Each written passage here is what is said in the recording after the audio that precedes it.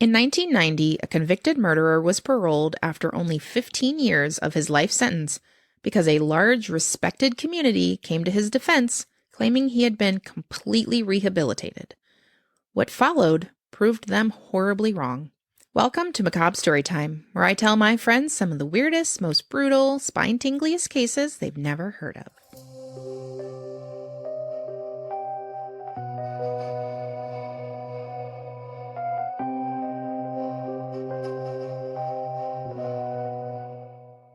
Here we are. We are not on vacation. I mean, we're on vacation, but we're not on vacation. We are not working. We are not out of town. We are on paid vacay from work, but we are not where we should be. Exactly. But, you know, life happens. Stuff. So we're recording. Yeah. It's a bummer. I was bummed. But I feel better about us canceling the trip because it was going to literally rain the entire time. And there's like stuff we were going to be, like most of the stuff we were going to do is outdoors. Right.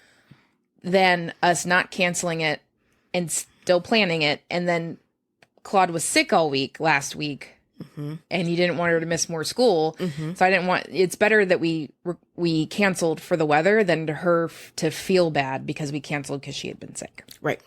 So, because I wouldn't want her to feel bad about that because I'm sure she would. Yes. And she's a very, very sensitive child. And yeah, she felt bad being sick anyway. And even being sick this weekend, she's like, because I told her something about this week, and she's like, no, we're going to Alabama. I'm like, oh, yeah, I didn't tell you.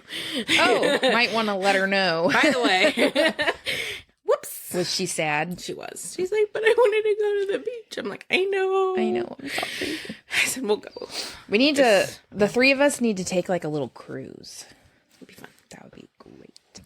Well, I'm Sarah. Nice of y'all to meet us. I'm Rhonda. Thank you. Nice of y'all to meet us. What is that? I don't even. Does that come listen to us? Nice of y'all to meet us. I'm just stuck on that. Anyways, hello. Hola. Welcome to this podcast. We're coming to you live from Rhonda's creaky table. Stop it. You know what? I hope you break the table doing that, and then you have to get a new one. So keep going. I mean, this table's from my first house, so it's a couple years old. Just a few. All right. Well, what are we doing today? Today we are not at the beach. That's what we're doing. We are not at the beach. I know. I'm still bummed about it. Just sitting at home all week. Everyone's like, oh, it's a staycation. I'm like, I'm not going to do jack shit, though. I've been cleaning and organizing a little. I need to. Frank's like, oh, we can clean the apartment this week. I'm like, yay. I did some Saturday, and then Sunday I sat on the couch and did nothing all day.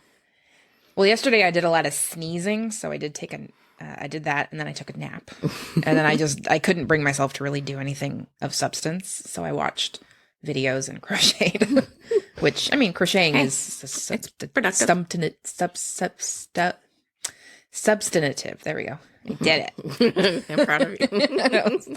Anyways, so today we are going to travel to the place that we, in some year, sometime, are going to move to. We're going to Salzburg? Well, the country that Salzburg is in. Austria. Yes, we're going to travel to Austria.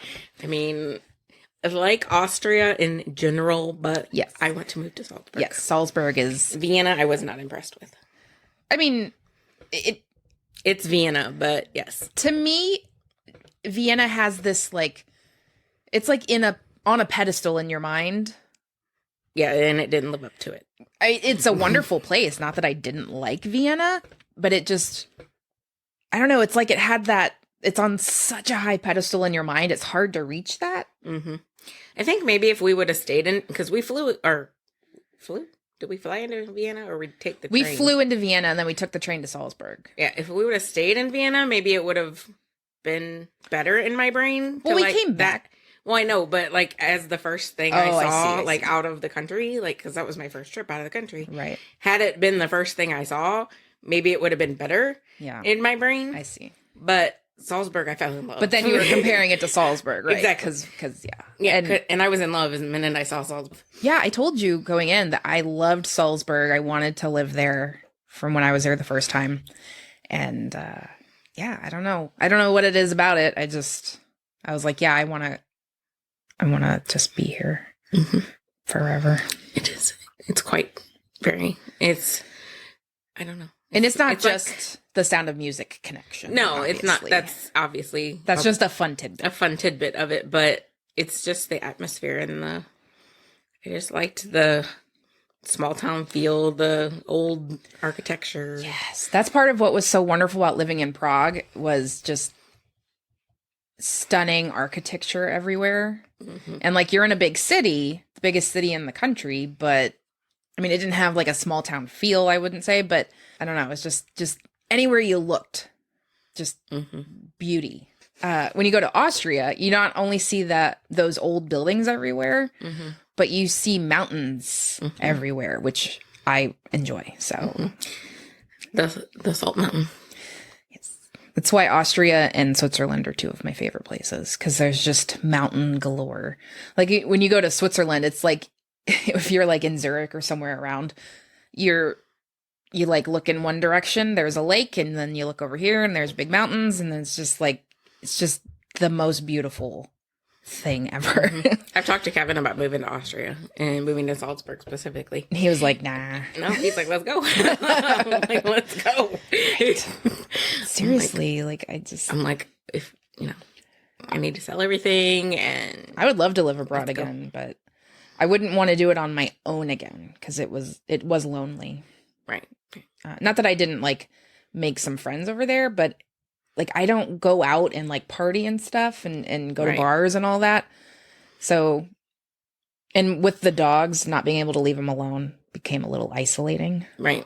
Because I'd have to take them with me everywhere or pay for like dog sitter. But yeah, I would love to live abroad again. That would be great. But anyways, we are very off track. So we are going to go to Austria. Yay. Not Salzburg. That's okay. But that's okay. Close At least, yeah, we're closer than we are now. Train right away. Right, exactly. So before we get to Salzburg, we're going to take a little visit to my other favorite place in Europe, Prague. And that's where we're going to start our story today. Okay. So Blanka Bočková is the name of the woman that we are meeting in Prague. And on September 14th, 1990, Blanka went out for drinks in Wenceslas Square in Prague. Very famous square with the big statue of good King Wenceslas on his horse. Yeah. And she went out with some friends. She stayed behind after her friends left the bar they were at around 11:45 p.m. Obviously. In the morning. Right, yeah. Starting early. She was last seen talking to a man who was around 40 years old. So on September 15th, the very next day, people walking along the Vltava River near Prague stumbled upon the grisly sight of a young woman's body. She was left lying nude on her back with her legs spread wide open. She was covered with leaves and had her stockings tied around her neck. It was Blanka Bočková. Nothing like, leaving anything for the imagination. Just spread open, naked for everybody to see. And I'm sure that was entirely on purpose. I'm sure. Next, we're going to now go back to Austria. Okay. And in early December, a prostitute named Heidi Hammerer went missing. Her body was found on New Year's Eve by hikers in the woods outside of Graz. She was found on her back, covered with leaves.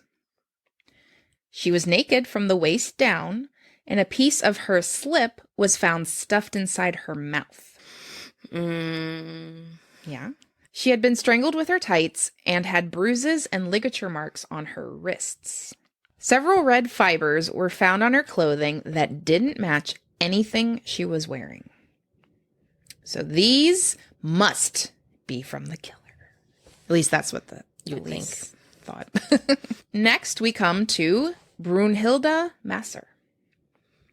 A few days after the discovery of Heidi Hammerer's body, the body of Brunhilde Masser was found. Her badly decomposed body was found in the woods in Bregenz. She was also found nude and covered with leaves after having been strangled with her own clothing. Brunhilde was a well-known prostitute from Graz, and she was reported missing back in October. Austria, they really have very few problems with prostitutes. Like it's not like here where prostitution's illegal, big no-no, everyone gets in trouble, blah, blah, blah.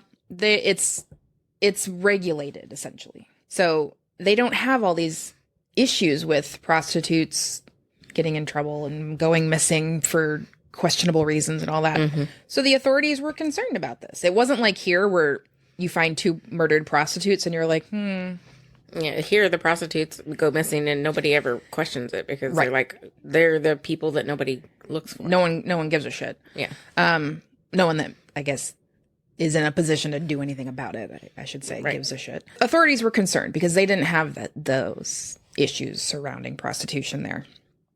Now, at this stage, the Austrian police were unaware of the Czech murder of Blanka Bočková and were unable to come up with any information on the clients of the 2 dead prostitutes that they had, Heidi and Brunhilde.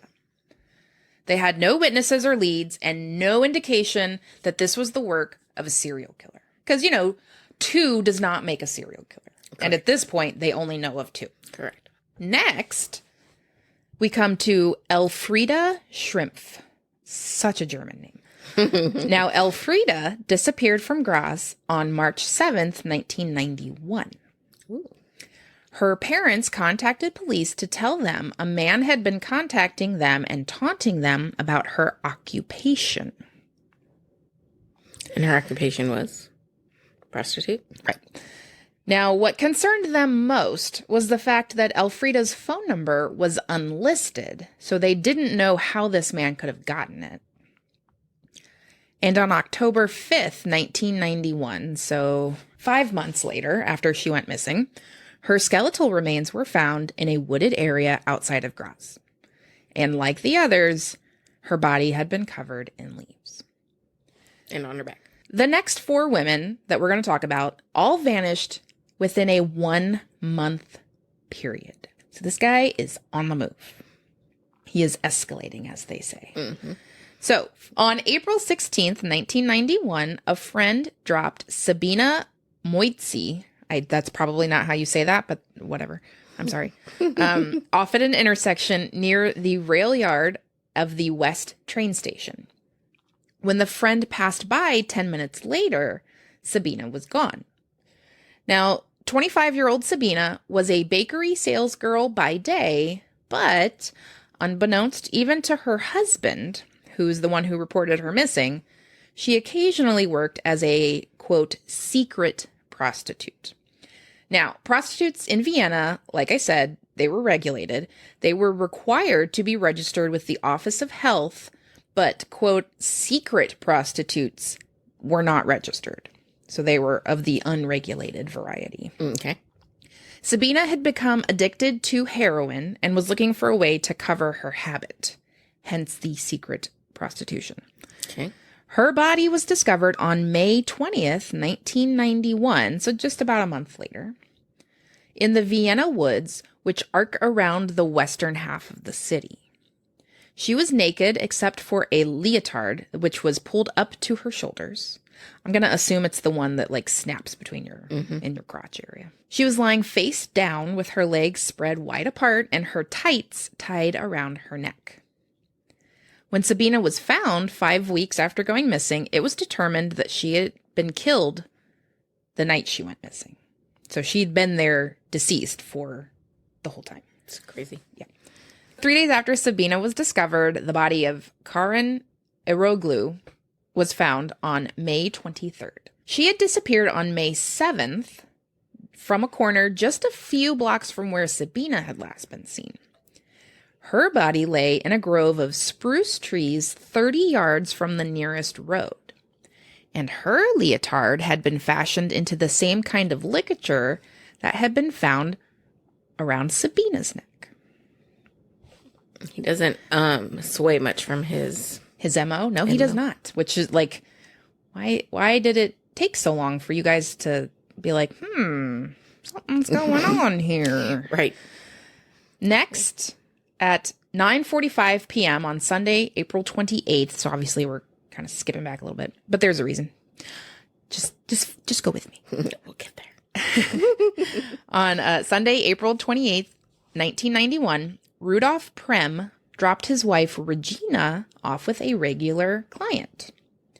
The couple had discovered that turning tricks earned more money than anything else they were doing, so Rudolph quit his job to be a stay-at-home dad to their young son, while Regina worked as a prostitute to support the family. And no, thank you, I would not like that arrangement. I would not either. If that works for you, wonderful. But no, Frank, I am not going to do that. He pimped his wife out to make money so he could stay home and do nothing. I mean, that is one way to look at it. That's the way I look at it. Okay. Now, Regina was usually done working by 2 a.m. and would call Rudolph to be picked up. But when she didn't call, Rudolph drove to her corner to find her, but she wasn't there. Then we're going to skip forward to August the 4th, 1991, and the body of Sylvia Zagler, who disappeared on April 8th. So remember, all these women went missing in April of 1991. Her body was found in the woods 5 miles from Vienna. Now, on June the 3rd, 10 days after Karin Eroglu was found, a reporter for the Austrian Broadcasting Corporation arrived at police headquarters for an interview with Chief Max Edelbacher. Love the Germanness of the names. Mm-hmm. I know we're bouncing around a little bit in time, but it's just... I figure it'll all come together. It made sense to me when putting it together. But okay. He was a freelance reporter who'd been given the assignment because, as he told them, his aunt had been a prostitute who had been murdered by her last customer in 1967. So he's got real life experience. Now, he claimed to have learned about the lives of prostitutes and understood what they were going through, because of his real life experience. Mm-hmm. And on June 5th, his story titled The Fear in the Red Light Milieu was broadcast. It's interesting they used a French word for that, milieu. Okay. But anyways, people all over Austria tuned in to hear Jack Unterweger's gripping report on the murders. Jack Unterweger. I don't know why. After Sylvia Zagler's body was discovered, a 19-year-old prostitute named Joanna, or probably Joanna, because it's Austria, right, came forward to say she had been picked up by a man in Graz driving a BMW with a personalized license plate reading Jack 1. He'd made her take off her clothes and lie on her stomach, and he handcuffed her wrists behind her back. She said the louder she screamed in pain and fear, the more it excited him. He then drove her back to Graz. This took place in October of 1990, just days before Heidi Hammerer and Brunhilde Masser were murdered. So she got lucky. Right. I don't know why, but she did. And Joanna was able to identify a photo of her attacker. Good. Good for you. Now, at this time, 70-year-old retired investigator August Schenner recalled a series of murders in the 1970s that were remarkably similar to the current murder spree. The crime scenes and causes of death were essentially identical. The man who was caught and jailed for those crimes was none other than Jack Unterweger. There he is. Hi, Jack. Hi, Jack. Welcome to the story. So, let's get into who Jack Unterweger is. Johann Jack Unterweger was born on August 16th, damn it, he is a Leo, 1950, in Udenberg, Austria. His father was an American soldier, and his mother was a Viennese barmaid named Theresia Unterweger. Now, Jack's mother claimed his father's name was Jack Becker, and that the pair met in Trieste, Italy. So that's Because Jack is not a German nickname No. at all. So that's why he went by Jack, why they called him Jack. This is obviously just post-war, U.S. military presence in the area. And it's one of those officers that is allegedly his father. Unterweger would later claim his mother was a sex worker, and that's actually how she met his father. But this is not confirmed. All we do know is that she was a barmaid. Okay. Now, I will say that there were women who would seek out U.S. soldiers who were still stationed in Europe after the end of the war, and they were sometimes seen as prostitutes, even though they, weren't necessarily like paid for it. So this might be where he got this notion that she was a prostitute. She was just after the military. Right. Some of these women would just seek out these U.S. military men, and you never know, they might marry me and take me back to America where things are supposed to be, better. Good. Tricia was a troubled young woman, and she was jailed while pregnant with her son, but was released weeks before his birth. But she was arrested again in 1953, leaving her son to be raised by his abusive, alcoholic grandfather in the countryside of Carinthia. So good times all around. Oh, yes. It's said that he was always a troubled child. Was he really troubled, or was it the grandfather saying he was troubled because he was an abusive jerk? Well, as I would continue, it said that get their comment? he was a troubled child who was prone to fits of anger and rage.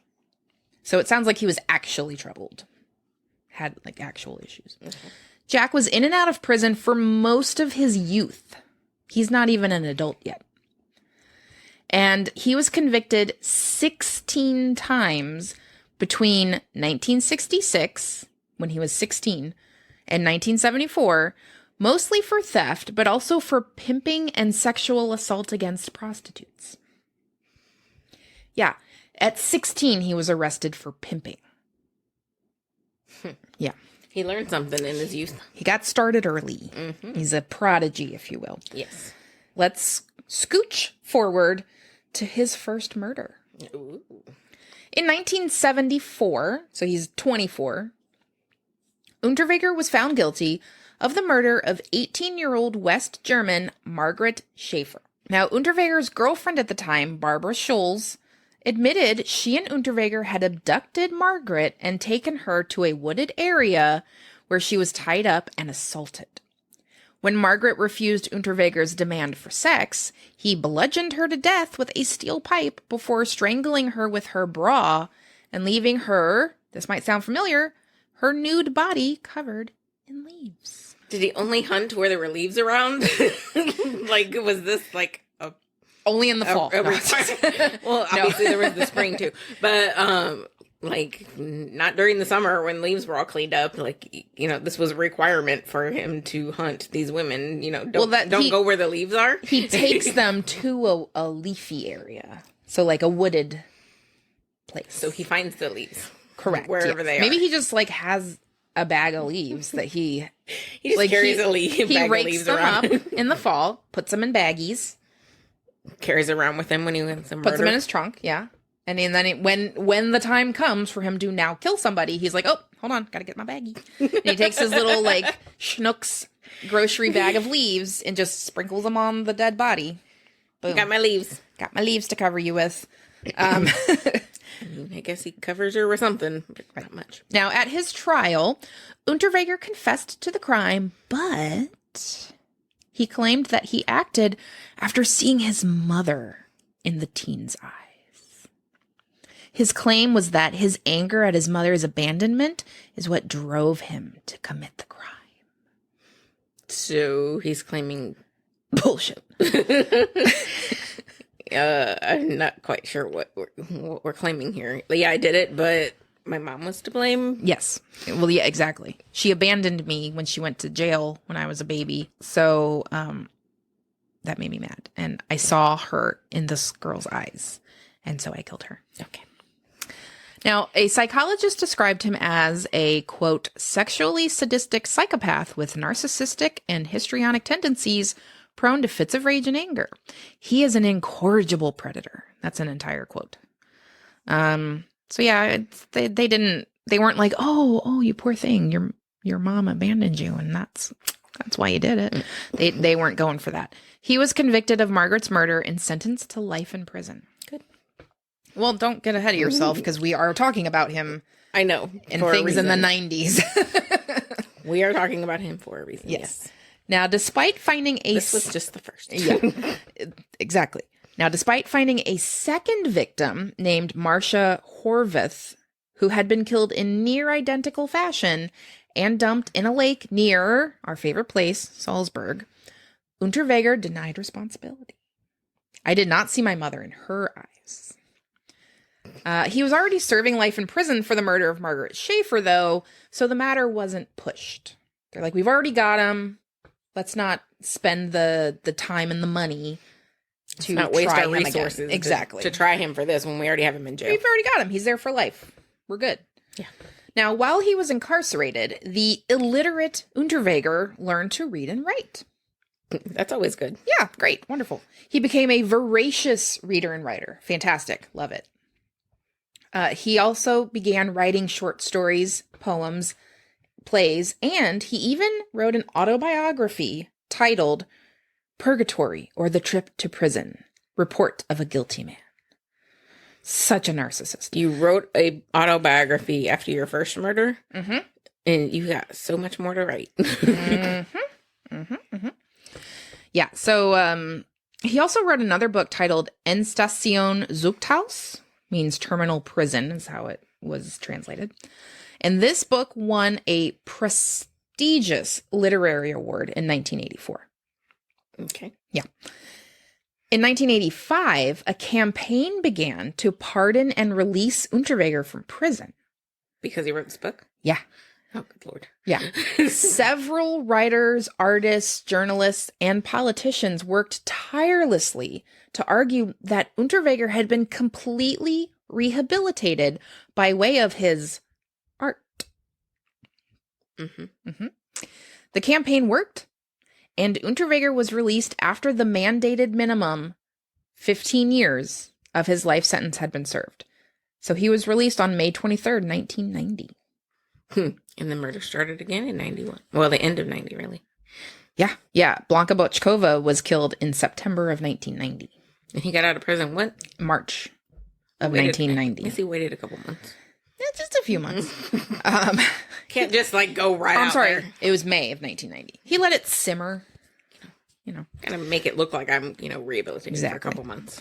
Now, on his release, he said, quote, "That life is over now. Let's get on with the new." For a couple months.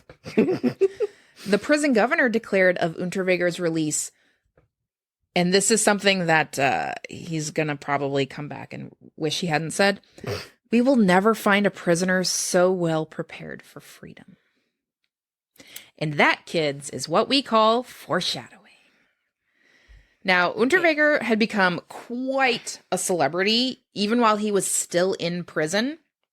So he took full advantage of that fame upon his release. Do you have marriage proposals and all that good stuff? I wouldn't be surprised. I mean, honestly. Charles Manson does. So I did, yeah. I wouldn't be surprised. He was the model that people used to show that even the worst offenders could be rehabilitated and contribute to society. Mm-hmm. Sure. I would argue that being rehabilitated and contributing to society by writing really good books are two different branches, and they are not one and the same. I like how you branch really far out. Yeah, because they are not... Just because you can contribute by writing beautiful poetry and literature does not mean you are rehabilitated. You can write a story, but you can't keep from murdering people. Right. And as we talked about in one of our episodes, I think it was a bonus episode, the Colin Pitchfork one, when you have such a severe sexual, sadistic, reason for killing, you cannot rehabilitate that. Right. That's not going away. Now his autobiography, this is just something else. His autobiography, Purgatory, as it was called, was taught in Austrian schools. Oh, And fabulous. his children's stories were performed on the radio. He had children's stories? He wrote children's stories. Oh. Yeah. And you could hear them on the radio. Glad Piper isn't in Austria right now. Well, Or in the 1990s. Yeah. He went on television and he would discuss criminal rehabilitation. He was like an expert, quote unquote, about rehabilitating criminals.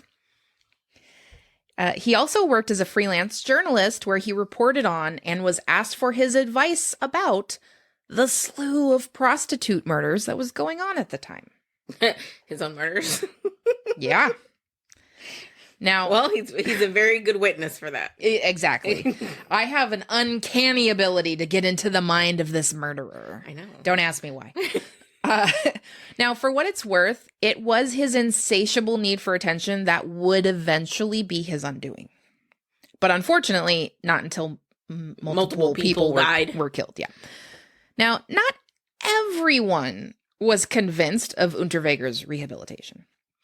Some investigators were suspicious of him, but they needed to tread carefully because he was now a famous author and journalist. Remember, he had not only journalists and authors and artists, but he had politicians who were behind him trying to get him out of jail. So he has powerful friends. So you have to be careful. I need powerful friends. I know, right? Now, one man who never believed his redemption story was Dr. Ernst Geiger, who was a detective in the Austrian Federal Police. Okay. A discreet surveillance had begun on Unterweger once suspicion was aroused, and Geiger noted that the murder spree stopped when Unterweger left the country on a business trip. Did it start up in the other country? Rhonda? We'll get there. We'll get there. Now, the police began tracing Unterweger's paper trail activities, such as credit card receipts, rental car receipts, because he left quite a paper trail. Like, just Wasn't trying to hide anything. did not care at all. Not at all. Yeah. So after several months, they had accumulated many links between his movements and places where the victims had been murdered. For example, records showed that he was in Graz when Brunhilde Masser was murdered, and he was in Bregenz when Heidi Hammerer disappeared, which is where she disappeared from. Yeah, weird. Weird how that happens. A witness testified that Unterweger looked like the man seen with Hammerer before her disappearance, and she reported that the man was wearing a brown leather jacket and a red scarf.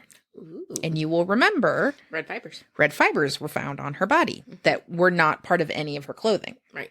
There were also other sightings of Unterweger with other victims in Vienna. So yeah, he's not trying just at all to be like on the down low about this. He's just, whatever. He's like, I got out of prison. I'm good. Yeah, that's fine.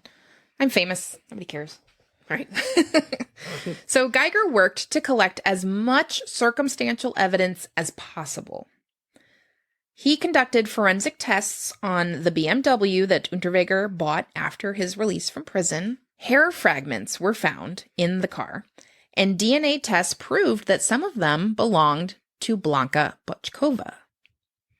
So he was released from prison and bought a BMW? Yes, because he was already famous. Okay. Yeah. So why was he buying rental cars? Well, he wasn't buying them. I mean, they're rental you know cars. Paying for rental cars. Well, when he went on his business trip to a different country. He didn't take his BMW with him? No. Okay. He didn't go to like Germany. In Europe, it's a little easier to, But I didn't say he countries. went to a different country in Europe. Oh, okay. Now, so the hair fragments were found that were matched to Blanka Bochkova, who was murdered in Prague in September of 1990. Okay. And remember, they didn't know about her. Right.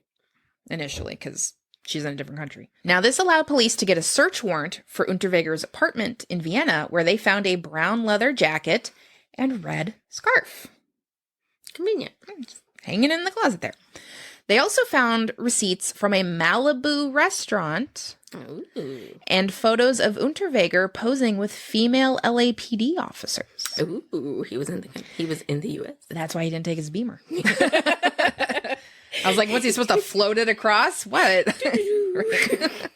Now, Geiger had a hunch that something might possibly turn up in Los Angeles, where Unterweger had gone on his business trip. So he contacted the LAPD, and he discovered that they were in the middle of investigating the murders of 3 prostitutes. Some of this might ring a bell, dating back to our Alyssa Lamb episode when we talked about the Cecil Hotel. Mm-hmm. In the summer of 1991, Unterweger was commissioned by an Austrian magazine to write about crime in Los Angeles. Mm-hmm. He was to discuss the differences between U.S. and European attitudes towards prostitution, which, as I said, are very different. And he stayed at the Cecil Hotel. He did. He spent a month in Los Angeles meeting with local prostitutes and police. He even went on ride-alongs with police in the city's red light districts. And, as we said, he stayed at the infamous Cecil Hotel, which just so happened to be in the vicinity where a couple of prostitutes would soon go missing. Of course. I mean, he did stay at the Cecil Hotel, so, you know. Vortex of awfulness, as I called it, yes. Now, first we have 21-year-old Shannon Exley. On June 19th, 1991, she was picked up by a customer on 7th Street sometime after midnight. And her body was discovered on the shoulder of the Pomona Freeway in Boyle Heights the next day, having been strangled by her own clothing. That was convenient. Yeah. That was June 19th. Next, we are on June 30th.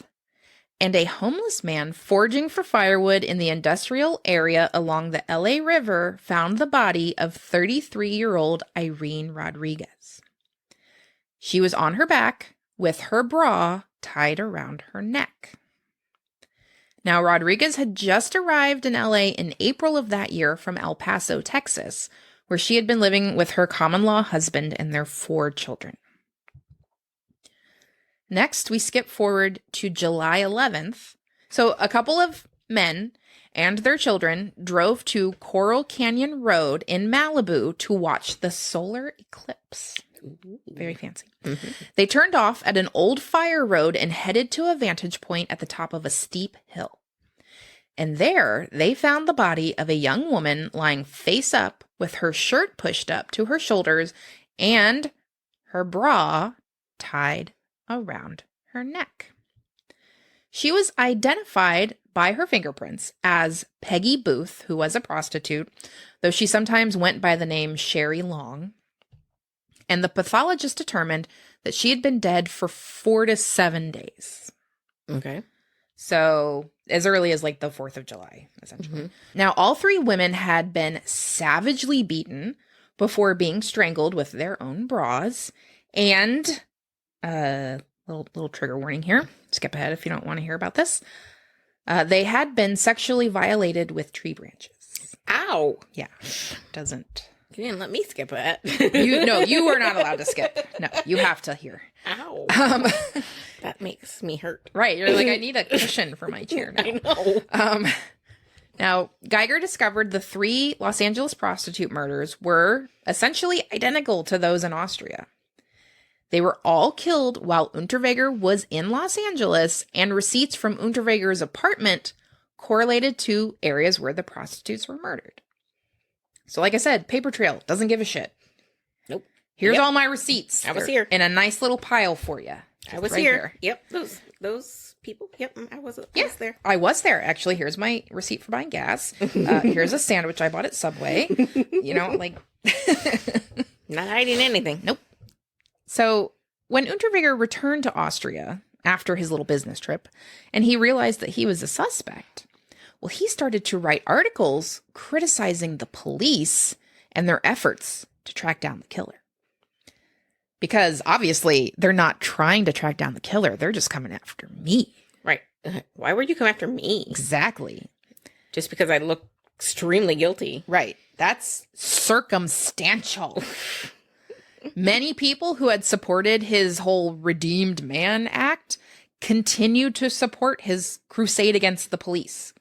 Of course they did. Either they still believed in him or they didn't want to look stupid. Probably one of the two. Probably the latter. Right.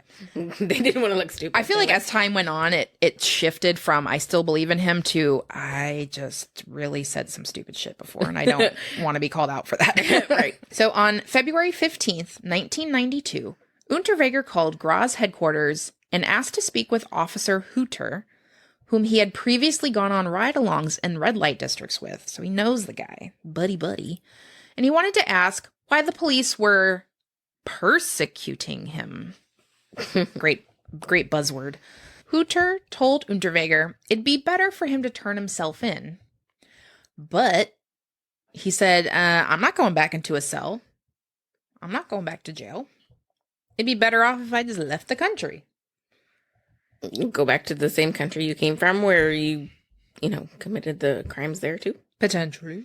My question is, why weren't they after him?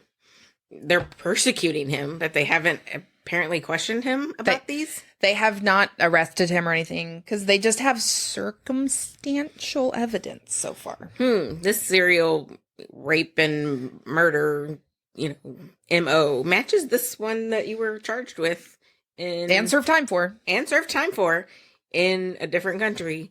Yeah. No, it was the same country. Well, that one, the first one was the same country. Well, I know, but I meant then here. Oh, okay. You're in LA now. You were there when that happened. You served there. Now you're here. This MO is now here. Mm-hmm. You're here. Magically while you are here. Right.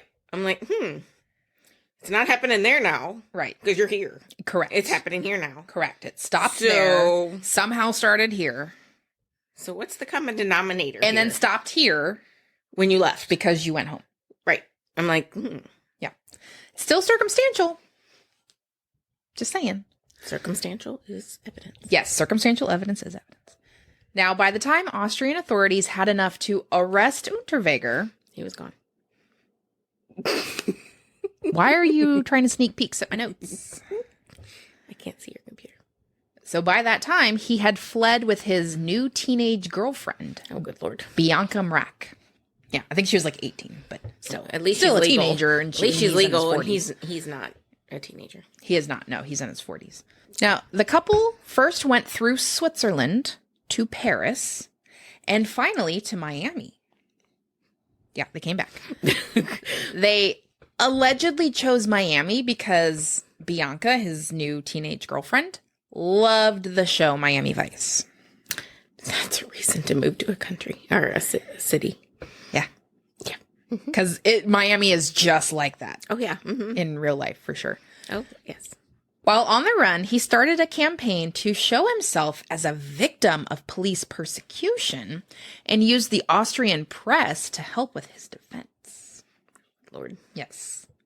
Because remember, still a journalist. I mean, he's freelance, so he works for himself. It's not like he specifically works for like a newspaper or whatever. Now, as smart as Unterweger thought he was, like I said, he left a trail of credit card transactions leading authorities straight to him. He and Bianca, they used their own passports and his credit card to purchase their plane tickets from Paris to Miami. So it's not hard to figure out where you went. What was the point of going to Zurich and Paris just to end up back in the U.S.? I don't know why they went through Switzerland. I don't know if they drove, maybe, and like drove from Austria through Switzerland to Paris to get on a flight. If you're going to use all your own shit, just get on the flight. But you were here. You were in L.A. Yes. But then he went home because he didn't know that they were on to him. He went home. He's like, whoa, guys, what's the problem? I missed the part where he went home. Yeah. No. He was in LA. Then he was there for a month. Then he went home. And he gets home and he's like, whoa, fellas, compadres, buddies, what's the problem? What do you mean I'm a suspect? I'm going to go leave. And he left. So on February 26th, another girlfriend in Vienna named Elizabeth. Another girlfriend, yes. Okay. You think he's a one-woman kind of man? I think he needs to be a nobleman kind of man. I but, agree, but do you really think he'd narrow it down to just one? No. So this other girlfriend, Elizabeth, she called him and told him that her boss at Success Magazine would pay $10,000 for an exclusive on-the-run interview with a small advance up front. So we'll slide you a little bit. And then when we do the interview, you'll get the rest. He was thrilled. I'm sure. Super happy about this. But it was a ruse. Yeah. The Austrian police were like, hey, we need you to do this for us so we can try and catch him. And she's like, cool. And she did. It was not a real thing. Good girlfriend. Yeah. Good job. Now, a team of U.S. Marshals were set up outside a USA Money Exchange on 11th Street in Miami Beach to catch the fugitive. Because remember, they're floating him in advance. Mm-hmm. And that's where it was going to come. They would be able to detain him for entering the country on a tourist visa without disclosing his felony conviction. So they had something in their pockets that they could arrest him for without it being murder, because obviously they weren't ready to. Well, to do that. He didn't disclose his felony. He did not. On his visa. No, he did not. Did not do that. Yes, I have been convicted of murder. Yes, yes. Mm-hmm. You're not coming in. Yeah, he did not disclose that. Now, while Bianca went inside to get the money, Unterweger waited outside, where he noticed the marshal team watching him. Of course he sent her in. Not very good at hiding your surveillance, U.S. Marshals. Let's work on that. I mean, you're U.S. Marshals. You think you could do better. You're right. He was on to you. So when he and Bianca started to walk away, he suddenly bolted down an alley trying to escape. Just like, Now, marshals did catch up to him, and he was arrested on February 27th. Czechoslovakia, because it was still Czechoslovakia at the time, did not want him for the Blanka Bočkova murder. But Austria and the U.S. were arguing over jurisdiction. They both wanted him for murders in their country. I mean, I see why. Yeah, they both were like, no, I want him. I want to try him for murder. No, I want to try him for murder. You already had him. Right. Fine. you let him go. Now, Austria did win because they would be able to try him for the murders in all countries. Austria, Czechoslovakia, and the U.S. Because he was a resident? Just because their laws are different. Obviously, the U.S., we would have only been able to try him for the 3 murders in Los Angeles. Mm-hmm. So he got a choice in this? Not necessarily. He was just kind of, I guess he was kind of advocating to stay here or go there for himself. That doesn't mean that they were going to be like, what would you like to do, sir? Do you want to stay here or do you want to go home? I'm like, I don't know why you have, why it would wasn't you like have that. a choice? It was just like he was like, I would really, can we keep it here? Oh, you have a gas chamber? Never mind. Let's go home. Never mind. Yeah. It's I'll starting. Just sit in a cell for the rest of my life. Thinking in English is starting to hurt my brain. Let's just go home. So Unterweger was extradited back to Austria on May 27th and charged with 11 murders, including 3 in LA and 2 in Prague. Okay. The trial began on April 20th, 1994, Hitler's birthday. Do you actually know that, or was that in your notes? No, I just know that April 20th is Hitler's birthday. Not that it has anything to do with this. It's just every time I see that date, I think that's Hitler's birthday. Also, Columbine. I never knew it. April 20th. I never knew his birthday. Yeah. Well, now you know. No. Now you're never going to forget it. April 20th. I just know 420. I just know 420 is the weed day. Also, Hitler's birthday. So his trial began on Hitler's birthday, 1994, where his defense boiled down to, I'm rich and famous. Why would I throw it all away by killing people? I don't know. Why would you? Excellent question. Why did you? Not why would you? Why did you? Because you did. Psychiatric reports from the prosecution's FBI analysis, because the FBI was like, hey, we're going to help you with this, pointed out that a man such as Unterweger was not rational. Duh. And instead, he suffered from uncontrolled compulsions. Regardless of his status, he would be addicted to relieving that compulsion. Which makes sense. It's a compulsion. That's what your brain does. It's like, no, we need to do this. It's like when I have a scab, I'm like, no, I have to pick at this, even though I'm going to be bleeding. But you guys let him out of prison once. We're not going to get to that. Okay. We're not going to talk about that, Rhonda. What are you talking about? Okay. Shit. Now, in this case, this compulsion that he was addicted to relieving just so happened to be murdering women that were prostitutes. No biggie. Yeah, just that little thing. Other evidence brought about at trial included crime lab reports identifying the knots used in each crime as being identical. They weren't just like a simple little knot where you tie once, tie second time. It was like a specific way of tying the knot. They were all identical. Blanka Bachkova's hair in his car, the red fibers found on Brunhilde Masser matching the red scarf that they found in his closet, and the paper trail that followed him to the area where each crime took place. Finally, those who supported the facade of the redeemed man, they started to withdraw their support. Good call. They're like, you know what? I can't hold on anymore. We're done now. So Unterweger was found guilty of 9 murders, 1 in Prague, 3 in LA, and 5 in Austria. And he was sentenced to life in prison without the possibility of parole. Good. So no 15-year minimum on this one. You're not getting out now.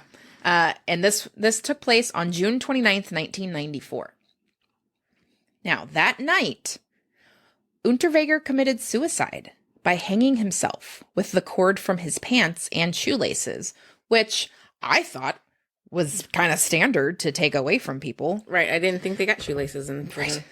I mean, it's a different country, so I don't know what their things are. I don't know if they put him on suicide watch or anything. I don't know. But it should be noted that he used the same knot to kill himself as was used in the ligatures of his victims. Of course. Yeah, there's your final proof that he killed these people. Yep. So that's the story of the celebrity serial killer, Jack Unterweger. Thoughts? It's freaking crazy. I said thoughts, and the look you gave me was like, what the fuck is there to say? This is fucked up. Yes. I think I've said enough during this episode. Those were my thoughts. My final thought was that, he solidified his guilty verdict with killing himself with the knot that he used to kill his victims. Yeah. When they kill themselves, it's always just like, what the fuck? Why? I wanted to punish you forever. But yeah, you took the easy way out and now you're... Exactly. Yeah.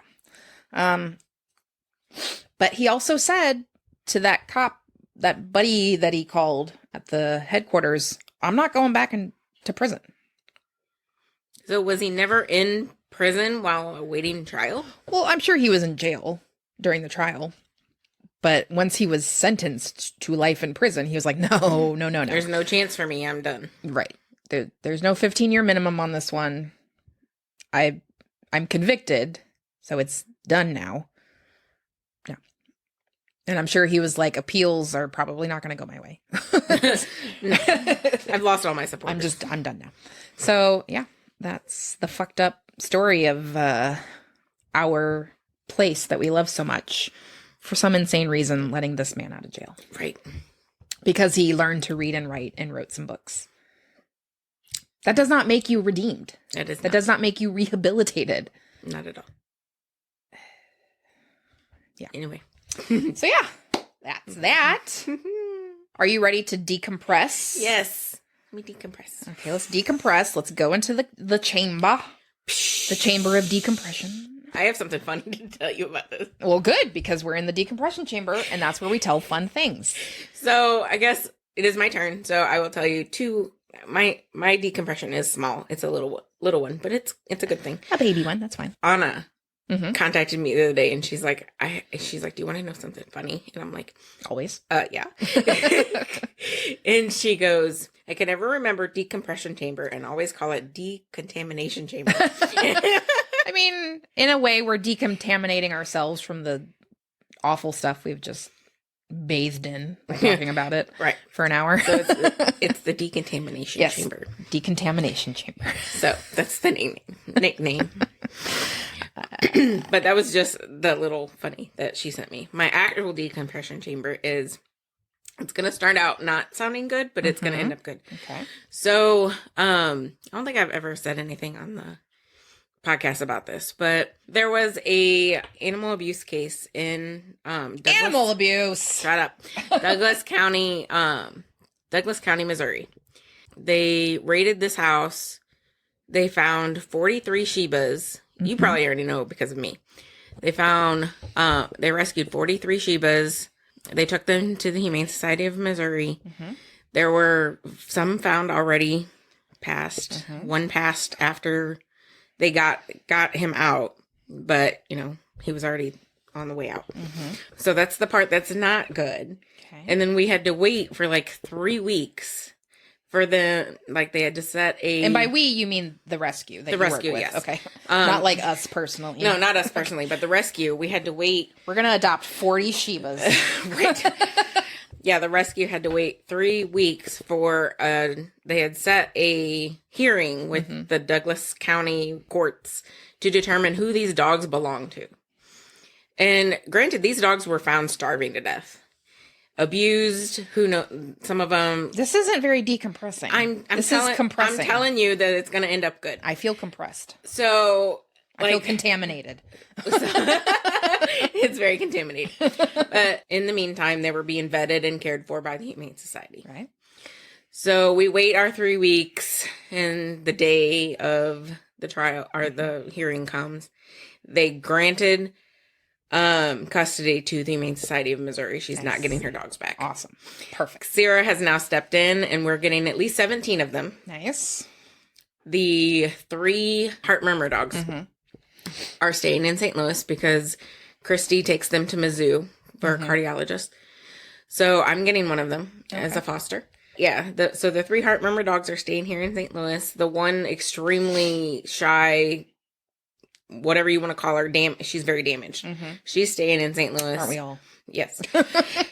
But she looks off into the distance. She's like, leave me alone. Mournfully. Yes.